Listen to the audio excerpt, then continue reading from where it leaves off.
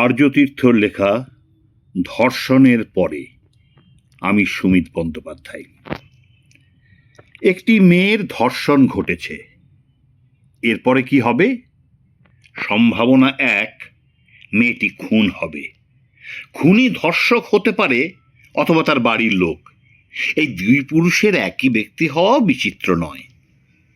সম্ভাবনা দুই, শরীর বেঁচে থাকবে, তবে ধর্ষণের আগের মেয়েটি খুন হবে। আইন প্রথমেই তার নাম ছিনিয়ে নেবে। কেন নেবে? খুন হলে, ছিনতাই হলে, দুর্ঘটনায় নিহত বা আহত হলে নাম নেওয়া যায়, শুধু ধর্ষণে নামটা গোপন, কারণ ধর্ষিতার সম্ভ্রমহানির সম্ভাবনা। তাহলে হে মহান রাষ্ট্র, আপনিও ধরে নিয়েছেন যোনি একমাত্র সম্পদ নারীদের, একমাত্র যা তছনছ হলে তার সম্মান যায়? নাকি এটা ঘাট থেকে ঝেড়ে ফেলা দায়, ওই ভ্রূণের লিঙ্গ নির্ধারণ নিষেধ বিজ্ঞপ্তির মতো? দুটোই যে বেকার সেটা আপনিও জানেন, জনতাও।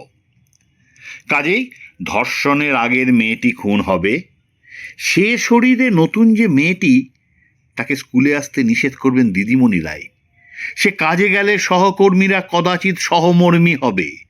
সে বাপের বাড়ি থাকলে বিয়ে হবে না, শ্বশুর বাড়িতে থাকলে বাপের বাড়ি পাঠিয়ে দেওয়া হবে, বরের সাথে থাকলে সেখানে বরের সিদ্ধান্তই শেষ কথা, কারণ এই দেশে বরই একমাত্র পুরুষ যে স্ত্রীকে কখনো ধর্ষণ করতে পারে না। স্ত্রী মিলনে রাজি থাক বা না থাক, আইন বিবাহিত নারীর মতামতকে পাত্তা দেয় না। ক্ষীণ সম্ভাবনা তিন, এত কিছু পেরিয়ে যদি মেয়েটি আদালতে পৌঁছয়, তবে মেয়েটির চরিত্র খুন হবে। চরিত্র সেই মহার্ঘ বস্তু যার বাস কেবল যৌনতায়, আর ধর্ষণের অভিযোগ জানানোর মেয়েটির যে সেটি নেই, সে তো একদম স্বতঃসিদ্ধ।